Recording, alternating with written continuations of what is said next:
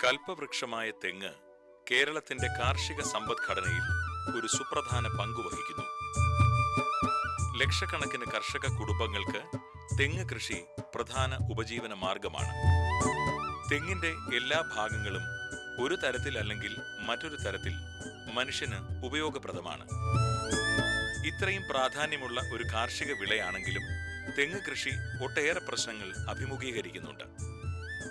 ആവശ്യത്തിന് കർഷക തൊഴിലാളികളെ കിട്ടാത്തതും ഉയർന്ന കൂലി നിരക്കും അതുപോലെ തന്നെ കീടരോഗങ്ങൾ കൊണ്ടുള്ള നഷ്ടം, ജലസേചന സൗകര്യത്തിന്റെ അപര്യാപ്തത, ഇങ്ങനെ ഒട്ടേറെ പ്രശ്നങ്ങൾ തെങ്ങു കൃഷിക്കാർ അഭിമുഖീകരിക്കുന്നുണ്ട്. ഏതാണ്ട് 7.25 ലക്ഷത്തിൽ പരം ഹെക്ടർ സ്ഥലത്ത് കേരളത്തിൽ തെങ്ങ് കൃഷി ചെയ്തു വരുന്നുണ്ടെങ്കിലും ഉൽപാദനക്ഷമത വളരെ കുറവാണ്. ദേശീയ ശരാശരിയേക്കാളും കുറഞ്ഞ ഉൽപാദനക്ഷമത മാത്രമേ തെങ്ങ് കൃഷിയിൽ കേരളത്തിനുള്ളൂ എന്നുള്ളതാണ്. തെങ്ങ് കൃഷി അഭിവൃദ്ധിപ്പെടുത്തുന്നതിന് ഏറ്റവും പ്രധാനമായിട്ട് ചെയ്യേണ്ടുന്ന പ്രധാന സമീപനങ്ങൾ, ഒന്ന്, നമ്മൾ ഇന്നത്തെ തെങ്ങ് കൃഷി ഉൽപാദനക്ഷമത വർദ്ധിപ്പിച്ചേ മതിയാവും. അതോടൊപ്പം തന്നെ കൃഷിച്ചെലവ് കുറച്ചു കൊണ്ടുവരുന്നതിനുള്ള സമീപനങ്ങൾ നാം അനുവർത്തിക്കണം. അപ്പോൾ ഉൽപാദനക്ഷമത വർദ്ധിപ്പിച്ച് തെങ്ങ് കൃഷി മെച്ചപ്പെടുത്തുന്നതിന് ധാരാളം സാങ്കേതിക വിദ്യകൾ ഇപ്പോൾ തന്നെ ലഭ്യമാണ്. ഉൽപാദനക്ഷമത കൂടിയ സങ്കര ഇനങ്ങൾ ഉൾപ്പെടെയുള്ള മെച്ചപ്പെട്ട തെങ്ങിനങ്ങൾ CPCRIയും കാർഷിക സർവകലാശാലകളും മറ്റും പുറത്തിറക്കിയിട്ടുണ്ട്. അതുപോലെ തന്നെ മെച്ചപ്പെട്ട രീതിയിൽ വിളവ് നൽകുന്നതിനുള്ള സംയോജിത കീടരോഗ നിയന്ത്രണം, അതുപോലെ തന്നെ സസ്യപോഷണ രീതികൾ, വളപ്രയോഗവും പ്രയോഗത്തിൻ്റെ വിവിധ രീതികൾ, അതുപോലെ തന്നെ ജലസേചന രീതികൾ, ജലപരിപാലന മാർഗങ്ങൾ, ഇങ്ങനെ ഉൽപാദനക്ഷമത വർദ്ധിപ്പിക്കുന്നതിനുള്ള സാങ്കേതിക വിദ്യകൾ ധാരാളം ലഭ്യമാക്കിയിട്ടുണ്ട്. ഇത് കൃഷിയിടത്തിൽ പ്രയോഗിക്കുന്നതിൻ്റെ തോത് വർദ്ധിപ്പിക്കുന്നതിനുള്ള സാഹചര്യങ്ങളാണ് നാം ഒരുക്കേണ്ടത്. അതുപോലെ തന്നെ ചെറിയ ചെറിയ കൃഷിയിടങ്ങളിലാണ് തെങ്ങ് കൃഷി ഇന്ന് കേരളത്തിലുള്ളത്. അപ്പോൾ ഈ ചെറിയ തുണ്ടവൽക്കരിക്കപ്പെട്ട തെങ്ങിൻ തോട്ടങ്ങളിൽ ഉൽപാദനക്ഷമത വർദ്ധിപ്പിക്കുന്നതിന് സാങ്കേതിക വിദ്യകൾ കാര്യമായിട്ട് ഉപയോഗിക്കുന്നതിന് ചെറുകിട കർഷകരെ സംബന്ധിച്ചിടത്തോളം ബുദ്ധിമുട്ടുണ്ട്. അപ്പോൾ ഈ ഒരു ബുദ്ധിമുട്ട് പരിഹരിക്കുന്ന രീതിയിൽ ചെറുകിട തെങ്ങിൻ തോട്ടങ്ങളുള്ള കർഷകരെ സംഘടിപ്പിച്ചുകൊണ്ട് ഒരു കൂട്ടായ്മകൾ, ഇപ്പോൾ നാളികേര ഉൽപ്പാദക സംഘങ്ങളും മറ്റും സംഘടിപ്പിക്കുന്ന രീതിയിൽ ചെറുകിട പരിമിത കേര കർഷകരുടെ കൂട്ടായ്മകൾ പ്രോത്സാഹിപ്പിച്ചുകൊണ്ട് ആധുനിക കൃഷിരീതികൾ അനുവർത്തിച്ച് ഉൽപാദനക്ഷമത വർദ്ധിപ്പിക്കുന്നതിനുള്ള സാധ്യതകൾ നാം വളരെ ഫലപ്രദമായിട്ട് ഉപയോഗിക്കണം. കഴിഞ്ഞ കുറേ ദശകങ്ങളായുള്ള നിരന്തര ഗവേഷണങ്ങളിലൂടെ കേര ഉൽപാദനം മെച്ചപ്പെടുത്തുന്നതിന് പ്രയോജനപ്പെടുന്ന ഉൽപാദനശേഷി കൂടിയ ഇനങ്ങൾ, വിള പരിചരണ മുറകൾ, ബഹുവിള കൃഷി സമ്പ്രദായങ്ങൾ, സസ്യ സംരക്ഷണ രീതികൾ, ഉൽപ്പന്ന സംസ്കരണ രീതികൾ എന്നിങ്ങനെ വിവിധ സാങ്കേതിക വിദ്യകൾ കേന്ദ്ര തോട്ടവിള ഗവേഷണ സ്ഥാപനം വികസിപ്പിച്ചെടുത്തിട്ടുണ്ട്. വിവിധ കാരണങ്ങളാൽ വളരെ ചുരുങ്ങിയ തോതിൽ മാത്രമേ നാളികേര കർഷകർ ഇത്തരം ശാസ്ത്രീയ വിള പരിപാലന മുറകൾ കൃഷിയിടങ്ങളിൽ ഉപയോഗപ്പെടുത്തുന്നുള്ളൂ. കൽപ്പവൃക്ഷമായ തെങ്ങിൽ നിന്നും ധാരാളം ഉൽപ്പന്നങ്ങൾ നമുക്കുണ്ടാക്കി വിപണനം നടത്താൻ കഴിയും. തെങ്ങിൻ്റെ എല്ലാ ഭാഗങ്ങളും, അത് ഓലയായാലും ഈർക്കിലായാലും തെങ്ങിൻ തടിയായാലും ചിരട്ടയായാലും തൊണ്ടായാലും തെങ്ങിൻ്റെ നാളികേരത്തിൻ്റെ കാമ്പായാലും തേങ്ങാ വെള്ളമായാലും ഇളനീരിനായാലും നിരവധി നൂറുകണക്കിന് ഉൽപ്പന്നങ്ങൾ, മൂല്യവർദ്ധിത ഉൽപ്പന്നങ്ങൾ നമുക്ക് തയ്യാറാക്കി വിപണിയിലെത്തിക്കാൻ കഴിയും. പക്ഷേ മൂല്യവർദ്ധനവ് നടത്തുന്നതിനുള്ള ഉൽപ്പന്ന വൈവിധ്യവൽക്കരണത്തിൻ്റെ സാധ്യതകൾ നാം വളരെ ചെറിയ തോതിൽ മാത്രമേ ഇപ്പോൾ പ്രയോജനപ്പെടുന്നുള്ളൂ. അടുത്ത കാലത്തായി വിപണിയിൽ ഏറ്റവും കൂടുതൽ ശ്രദ്ധ നേടി വരുന്ന വെർജിൻ വെളിച്ചെണ്ണ പോലെയുള്ള ഉൽപ്പന്നങ്ങൾക്ക് അന്താരാഷ്ട്ര തലത്തിൽ തന്നെ കൂടുതൽ പ്രാമുഖ്യം കൈവന്നിട്ടുണ്ട്. ധാരാളം പേർ ഈ വെർജിൻ വെളിച്ചെണ്ണ തയ്യാറാക്കി വിപണനം നടത്തുന്ന കാര്യത്തിൽ, കയറ്റുമതി ചെയ്യുന്ന കാര്യത്തിലൊക്കെ ധാരാളം വിജയം വരിച്ച സന്ദർഭങ്ങൾ നമ്മുടെ നാട്ടിൽ തന്നെയുണ്ട്. ഇന്ന് ഏറ്റവും കൂടുതൽ ശ്രദ്ധ നേടി വരുന്ന ഒരു കേരോൽപ്പന്നമാണ് നീര. ഒരു ആരോഗ്യപാനീയം എന്ന രീതിയിൽ നീരയ്ക്കുള്ള സാധ്യതകൾ പ്രയോജനപ്പെടുത്തുന്നതിന് നമ്മുടെ ഗവൺമെൻറ് കൂടുതൽ പ്രാമുഖ്യം നൽകി വരുന്നുണ്ട്. നീര തയ്യാറാക്കുന്നതിനുള്ള സാങ്കേതികവിദ്യ CPCRIയിൽ തന്നെ വികസിപ്പിച്ചെടുത്തിട്ടുണ്ട്. നീര ഇന്നത്തെ ആരോഗ്യത്തെക്കുറിച്ചുള്ള ഉത്കണ്ഠ എല്ലാവരും പങ്കുവയ്ക്കുന്ന സാഹചര്യത്തിൽ കൃത്രിമ പാനീയങ്ങൾക്ക് പുറകെ പോകാതെ നീര എന്ന പ്രകൃതിദത്തമായ ഏറ്റവും മികച്ച ആരോഗ്യ പാനീയം പ്രചരിപ്പിക്കേണ്ടതിന് വളരെയധികം പ്രാധാന്യമുണ്ട്. നീര തയ്യാറാക്കുന്നതിനുള്ള സാങ്കേതികവിദ്യ, നീര ശേഖരിക്കുന്നതിനുള്ള ഉപകരണങ്ങളും മറ്റും CPCRIയിൽ വികസിപ്പിച്ചെടുത്തിട്ടുണ്ട്. പരമ്പരാഗതമായ രീതിയിൽ നീര ശേഖരിക്കുമ്പോൾ പുളിക്കാതിരിക്കുവാൻ വേണ്ടി നീര ശേഖരിക്കുന്ന കുടത്തിനുള്ളിൽ ചുണ്ണാമ്പ് പുരട്ടി വയ്ക്കുന്നു. ഇത് പലപ്പോഴും പ്രാണികളും ഉറുമ്പും പൊടിയും മറ്റും കലർന്ന് വേഗത്തിൽ പുളിച്ചു പോകുന്നു. വൃത്തിയോടെ പുളിക്കാത്ത ശുദ്ധമായ ആരോഗ്യകരമായ നീര ശേഖരിക്കുന്നതിനുള്ള ലഘു ഉപകരണം CPCRI വികസിപ്പിച്ചെടുത്തിട്ടുണ്ട്. ഒരറ്റം അടച്ചതും മറ്റേ അറ്റം ചൊട്ടയുടെ വ്യാസത്തിനനുസരിച്ച് ഘടിപ്പിക്കാവുന്ന ഒരു കുഴലും, ഇതിൽ നിന്നും നീര ശേഖരിക്കുന്ന പാത്രത്തിലേക്കുള്ള ഒരു ട്യൂബ്, നീര ശേഖരിക്കുന്ന പാത്രം വയ്ക്കാനുള്ള ഒരു ഐസ് ബോക്സുമാണ് ഉപകരണങ്ങൾ. എല്ലാ ഭാഗവും ഊരി മാറ്റാവുന്നതിനാൽ അനായാസം വൃത്തിയാക്കാനും കഴിയും. വളരെ ചെലവ് കുറഞ്ഞതും പ്രാദേശികമായി ലഭിക്കുന്ന വസ്തുക്കൾ കൊണ്ട് തയ്യാറാക്കാവുന്നതുമാണ് ഇവ. പരമ്പരാഗത അറിവുകളും ആധുനിക ശാസ്ത്രവും കൈകോർത്തു നേടിയ നേട്ടമാണിത്.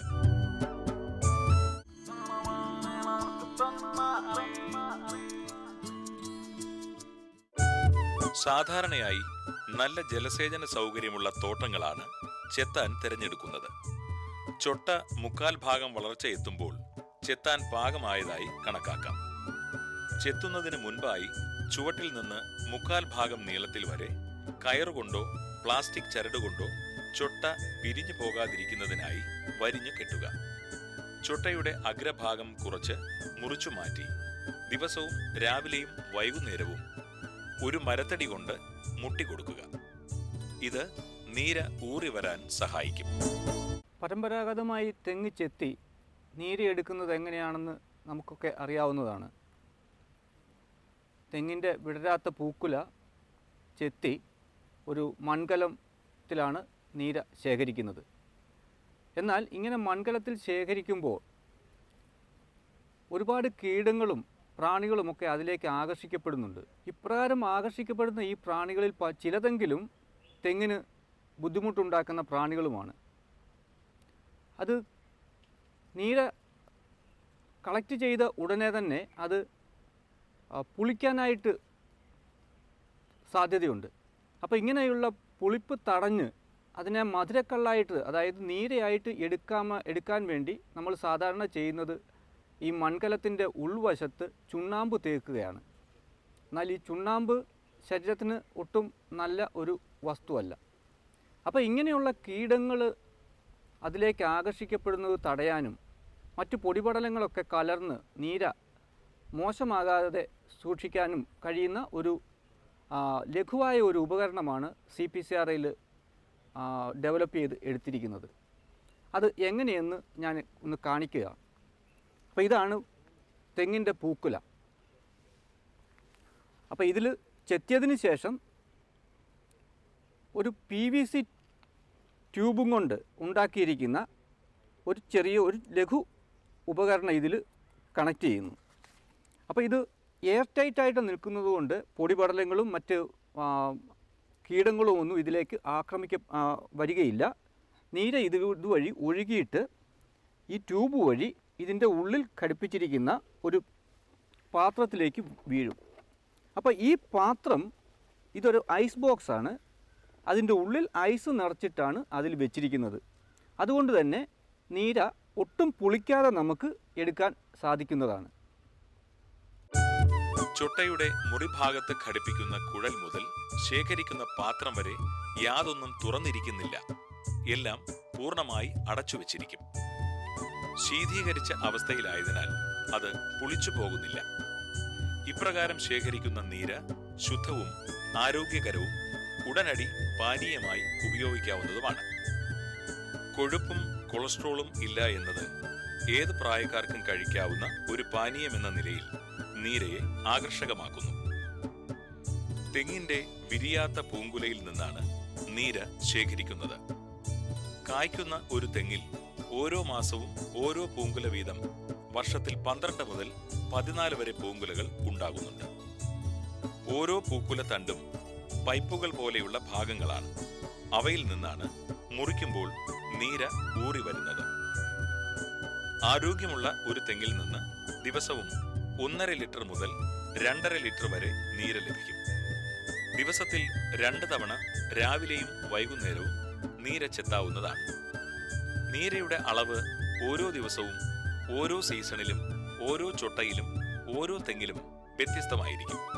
ചൊട്ടയുടെ 1/4 ഭാഗം നീര ചെത്താനായി ഉപയോഗപ്പെടുത്തുകയും ബാക്കി വരുന്ന ചൊട്ട വിടർന്ന് തേങ്ങ കായ്ക്കുവാൻ അനുവദിക്കുകയും ചെയ്യുക വഴി നാളികേര ഉൽപാദനം വേണ്ടെന്ന് വയ്ക്കാതെ തന്നെ കൃഷിയിടത്തിൽ നിന്നുള്ള വരുമാനം വർദ്ധിപ്പിക്കുവാൻ സാധിക്കും. നീരയുടെ ഔഷധ ഗുണം വിലമതിക്കാനാകാത്തതാണ്. അമിനോ അമ്ലങ്ങളുടെയും വൈറ്റമിൻ, കാൽഷ്യം, ഇരുമ്പ് തുടങ്ങിയ ധാതുക്കളുടെയും കാർബോളിക് അമ്ലമായ ഫിനോളുകളുടെയും കലവറയാണ് നീര. കായ്ക്കാൻ തുടങ്ങിയതിന് ശേഷം ഒരു 2-3 വർഷം കഴിഞ്ഞിട്ട് തൊട്ട് നമുക്ക് നീര എടുക്കാൻ പറ്റുന്നതാണ്. ഒരു തെങ്ങിൽ നിന്ന് ഒരു ദിവസം ശരാശരി ഒരു 3 ലിറ്റർ നീര നമുക്ക് കിട്ടും. അത് പരമ്പരാഗതമായി ചെയ്യുന്നത് പോലെ തന്നെ രാവിലെയും വൈകുന്നേരവുമായിട്ടാണ് 2 പ്രാവശ്യമായിട്ടാണ് അത് ചെത്തുന്നത്. അപ്പോൾ ഇപ്രകാരം നമുക്ക് ലഭിക്കുന്ന നീര വളരെ ശുദ്ധമായ രീതിയിൽ കിട്ടുന്നതുകൊണ്ട് അപ്പോൾ തന്നെ നമുക്ക് കുടിക്കാൻ പറ്റുന്ന രൂപത്തിലാണ് അത് കിട്ടുക. അതായത് റെഡി ടു സെർവ് ആയിട്ട്. അപ്പോൾ പരമ്പരാഗതമായിട്ട് നമ്മൾ നീരി എടുക്കുന്നതാണെങ്കിൽ, അതായത് ചുണ്ണാമ്പ് കലത്തിൽ തേച്ചിട്ട് എടുക്കുന്നതാണെങ്കിൽ, അത് നമുക്ക് വീണ്ടും അത് പ്രോസസ്സ് ചെയ്ത് അതിൽ മറ്റ് കെമിക്കൽസൊക്കെ ആഡ് ചെയ്തിട്ട് വേണം നമ്മൾ അത് കുപ്പിയിൽ ആക്കിയിട്ട് വിപണനം നടത്താനായിട്ട്. ഈ ടെക്നോളജി വളരെ സിമ്പിളായിട്ടുള്ള ഒരു സാങ്കേതികവിദ്യയാണ്. ഇതുപയോഗിച്ച് നമുക്ക് ഈ പ്രോസസ്സിംഗ് എല്ലാം ഒഴിവാക്കി റെഡി ടു സെർവ് ആയിട്ടുള്ള ശുദ്ധമായ നീര എടുക്കാൻ സാധിക്കുന്നതാണ്. ഈ ടെക്നോളജി CPCRAയിൽ ഞങ്ങൾ പേറ്റൻ്റ് എടുത്തിട്ടുണ്ട്. CPCRAയിൽ സമീപിക്കുന്നവർക്ക് അത് ഒരു ടെക്നോളജി ട്രാൻസ്ഫർ ഫീ കൊടുത്തിട്ട് അത് ലഭ്യമാക്കുന്നതുമാണ്. വിദേശ കമ്പനികളുടെ ശീതളപാനീയങ്ങൾ പുതിയ തലമുറയുടെ ശീലമായി മാറിക്കഴിഞ്ഞിരിക്കുന്നു.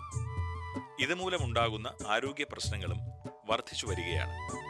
ഇതിന്റെ ഫാക്ടറികൾ ഭൂഗർഭജലം അമിതമായി ചൂഷണം ചെയ്ത് പ്രകൃതിയുടെ സന്തുലിതാവസ്ഥയെ തകിടം മറിക്കുന്നു. ഈ വിപത്തിൽ നിന്നും നമ്മുടെ നാടിനെ രക്ഷിക്കുവാൻ നീരയിൽ നിന്നുള്ള പാനീയങ്ങൾക്ക് കഴിയും.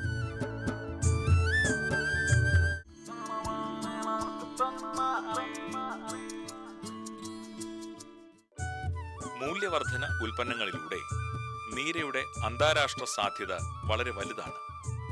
നീരയിൽ നിന്ന് തെങ്ങിൻ ചക്കര, പഞ്ചസാര, സിറപ്പ്, മിഠായി, സിപ്പപ്പ്, തേൻ, ബിസ്ക്കറ്റ്, ഐസ്ക്രീം തുടങ്ങിയ ധാരാളം ഉൽപ്പന്നങ്ങൾ ഉണ്ടാക്കാം. ശീതളപാനീയമായി ഇളനീർ നമ്മുടെ നാട്ടിൽ സ്വീകരിക്കപ്പെട്ടതിനാൽ നീര ഉൽപ്പന്നങ്ങളും മലയാളികൾക്ക് പ്രിയങ്കരമാകും. This is the fresh Neera, what we say at CPCRI Kasaragod, Kalparasa. This is the sap collected from CPCRI technique. Otherwise, you must have seen this Neera collected by the traditional method. It looks more like a white buttermilk type. But here, if it is fresh, you can see the color. Now, this Neera or the sap, it has got a pH of approximately 7 to 7.5. Only when it is fresh, it looks like this. Now, the advantage of this sap is that if it is fresh, then either it can be directly used as a ready-to-serve drink. It is a very good health drink, or else we can use for the preparation of value-added products. Some of the value-added products are like we can prepare coconut sugar, then coconut jaggery, honey, syrup, all these things are produced. In fact, now for the coconut sugar, there is a very huge market. I'll show you just how to prepare this coconut sugar. We got a double jacketed cooker.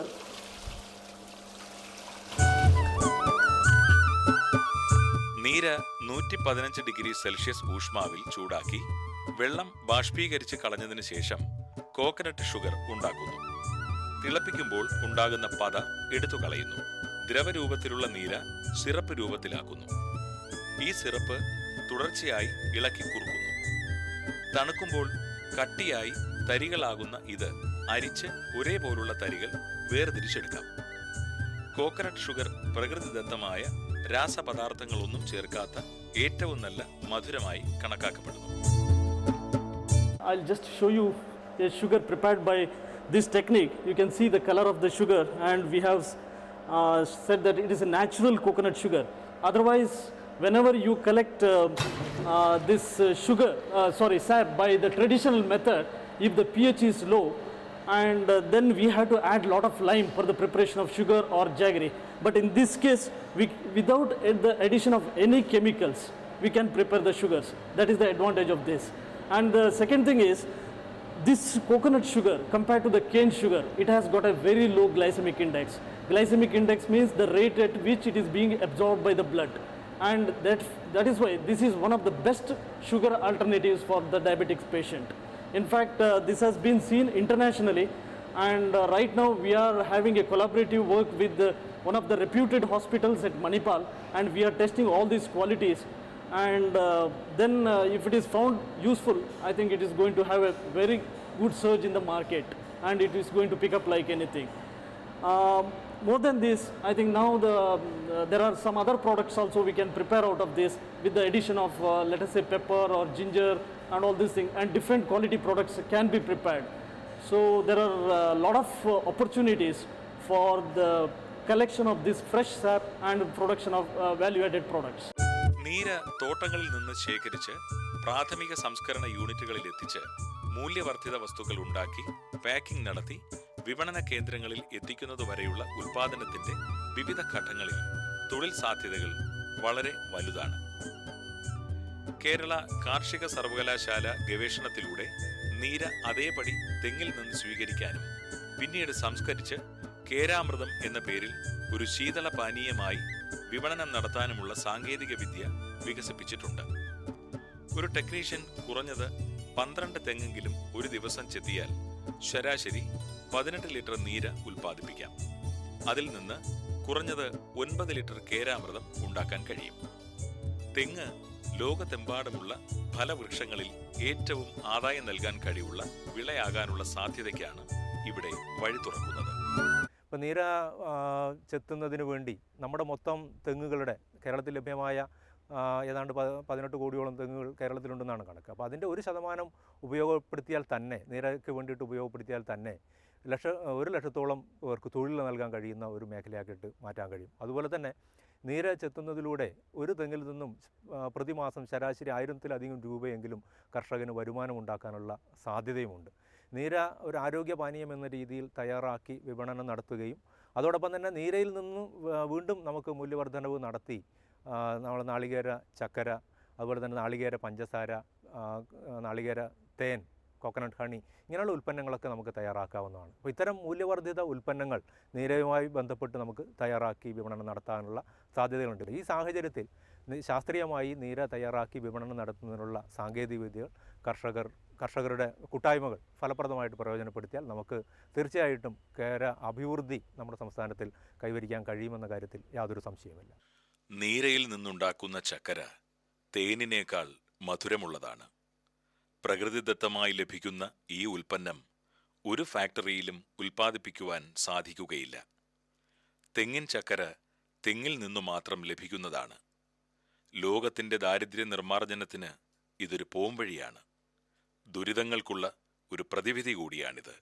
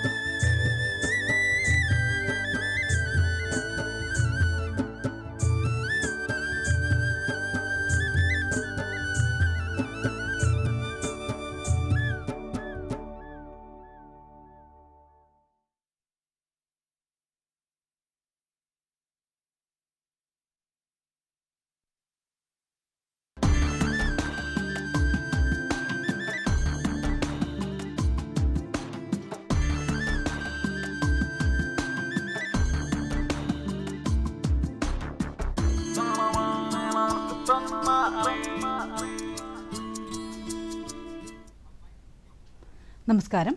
Doordarshan കാർഷിക വാർത്തകളിലേക്ക് സ്വാഗതം. പ്രധാന വാർത്തകൾ. മുട്ടക്കോഴി വളർത്തൽ പദ്ധതി അപേക്ഷ ക്ഷണിച്ചു. കോഴി, താറാവ് വസന്ത പ്രതിരോധ കുത്തിവയ്പ് നാളെ ആരംഭിക്കും. വിശദമായ വാർത്തകളിലേക്ക്. സ്വയം തൊഴിൽ സംരംഭകർക്ക് ചെയ്യാവുന്ന മുട്ടക്കോഴി കുഞ്ഞു നഴ്സറികൾ ആരംഭിക്കുന്നതിന് താൽപ്പര്യമുള്ള കർഷകർക്ക് മൃഗസംരക്ഷണ വകുപ്പുമായി ബന്ധപ്പെടാം. കുറഞ്ഞത് 500 കോഴിക്കുഞ്ഞുങ്ങളെയെങ്കിലും വളർത്താൻ കഴിയുന്ന രീതിയിൽ നഴ്സറി പണിയുന്നവർക്കും മൃഗസംരക്ഷണ വകുപ്പിന്റെ അംഗീകൃത പരിശീലന കേന്ദ്രങ്ങളിൽ പരിശീലനം നേടിയിട്ടുള്ളവർക്കുമാണ് എഗർ നഴ്സറി പദ്ധതിക്കായി അപേക്ഷ നൽകാവുന്നത്. മൃഗസംരക്ഷണ വകുപ്പിന്റെ ഫാമുകളിൽ നിന്ന് ഒരു ദിവസം പ്രായമായ കോഴിക്കുഞ്ഞുങ്ങളെ നഴ്സറി ഉടമകൾക്ക് നൽകും. അവയെ 45 ദിവസം വരെ വളർത്തി പ്രതിരോധ കുത്തിവയ്പ്പുകൾ നൽകിയ ശേഷം വിപണനത്തിന് തയ്യാറാക്കുക എന്നതാണ് എഗർ നഴ്സറി ആരംഭിക്കുന്നവർ ചെയ്യേണ്ടത്. കൂടുതൽ വിവരങ്ങൾ ലഭ്യമാകുന്നതിന് ഗ്രാമപഞ്ചായത്തുകളിൽ പ്രവർത്തിക്കുന്ന സർക്കാർ മൃഗാശുപത്രിയുമായി ബന്ധപ്പെടേണ്ടതാണ്.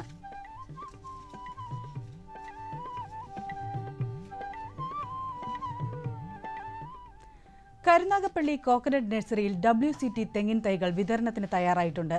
Phone number 0476 2620290.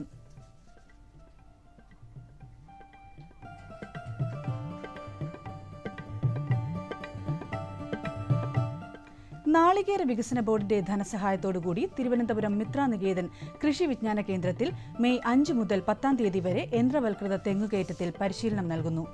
പരിശീലനത്തിൽ പങ്കെടുക്കാൻ താൽപ്പര്യമുള്ളവർ മിത്ര നികേതൻ കൃഷി വിജ്ഞാന കേന്ദ്രവുമായി ബന്ധപ്പെടണമെന്ന് പ്രോഗ്രാം കോർഡിനേറ്റർ അറിയിച്ചു. KVKയുടെ ഫോൺ നമ്പർ 0472 288 2086.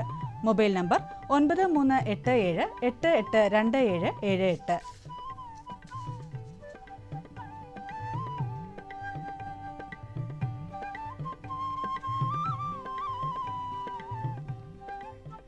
ഏപ്രിൽ 25 മുതൽ സംസ്ഥാനമാകെ കോഴി, താറാവ്, വസന്ത പ്രതിരോധ കുത്തിവയ്പ് ആരംഭിക്കും. ഒരു കുത്തിവയ്പ്പിന് 2 രൂപ പ്രതിഫലം ഈടാക്കും. ഒരു പഞ്ചായത്തിൽ 5 വാക്സിനേറ്റർമാരാണ് കോഴി, താറാവ്, വസന്ത പ്രതിരോധ കുത്തിവയ്പ്പിന് എത്തുക. വാക്സിനേറ്റർമാർക്ക് മൃഗസംരക്ഷണ വകുപ്പ് പ്രത്യേക പരിശീലനവും തിരിച്ചറിയൽ കാർഡും നൽകിയിട്ടുണ്ട്. കൃഷി വകുപ്പിന്റെ മാവേലിക്കര കൃഷിഭവനിൽ മലയൻ ഡോർഫ്, പശ്ചിമതീര നെടിയൻ എന്നീ ഇനം തെങ്ങിൻ തൈകളും ടിഷ്യൂ കൾച്ചർ വാഴ, കുറ്റിമുല്ല തൈകൾ എന്നിവയും വിതരണത്തിന് തയ്യാറായി. നടീൽ വസ്തുക്കൾ ആവശ്യമുള്ള കർഷകർക്ക് ബന്ധപ്പെടാവുന്ന ഫോൺ നമ്പർ 0479 235 7690.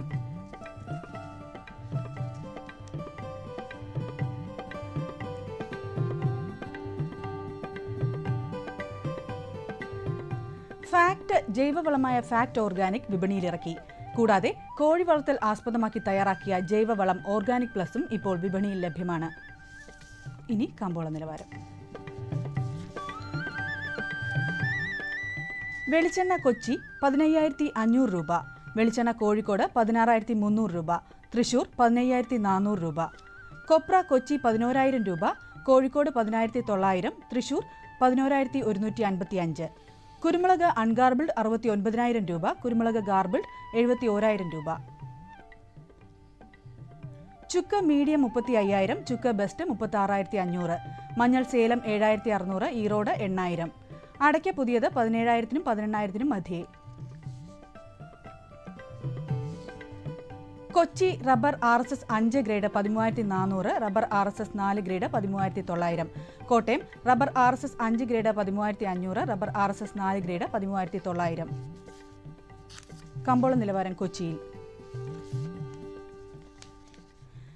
വെളിച്ചെണ്ണ 15,500, മെയ് അവധി 13,770, ജൂൺ അവധി 12,965, ജൂലൈ അവധി 12,725. കൊപ്ര 11,000 രൂപ, പിണ്ണാക്ക് എക്സ്പെല്ലർ 2,950 രൂപ, പിണ്ണാക്ക് റോട്ടറി 3,000. കുരുമുളക് അൺഗാർബിൾഡ് 69,000 രൂപ, കുരുമുളക് ഗാർബിൾഡ് 71,000 രൂപ.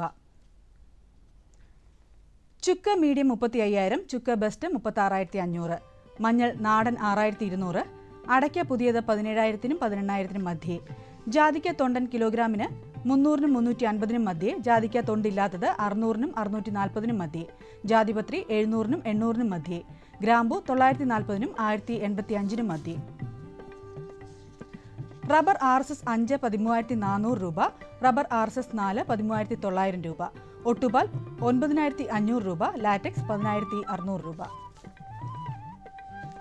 കമ്പോള അവലോകനം. റബ്ബർ ഉൽപ്പാദകർ അനുകൂല വാർത്തകൾക്കായി കാതോർക്കുന്നു. ഓഫ് സീസണിലും റബ്ബർ വിപണിക്ക് മുന്നേറാൻ കഴിഞ്ഞിട്ടില്ല. 4ാം ഗ്രേഡ് കിലോ 139 രൂപയിലും 5ാം ഗ്രേഡ് 133 രൂപയിലുമാണ്. ലാറ്റക്സ് വില 106 രൂപയും ഒട്ടുപാൽ 95-ലുമാണ്. നാളികേര ഉൽപ്പന്നങ്ങളുടെ കുതിപ്പ് താൽക്കാലികമായി നിലച്ചു.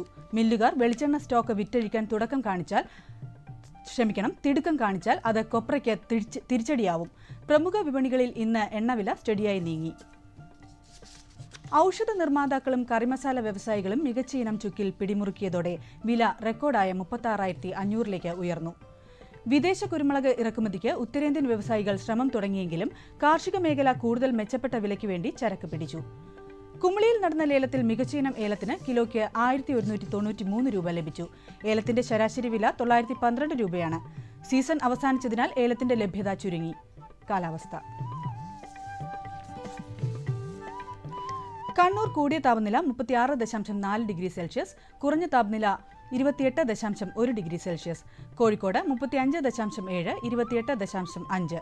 കൊച്ചി 34.2, 25.6. ആലപ്പുഴ 34, 23.5. പുനലൂർ 34, 23.2. Thiruvananthapuram 34.4, 24.8 degree Celsius. ഇതോടെ ഇന്നത്തെ കാർഷിക വാർത്തകൾ സമാപിക്കുന്നു. നമസ്കാരം.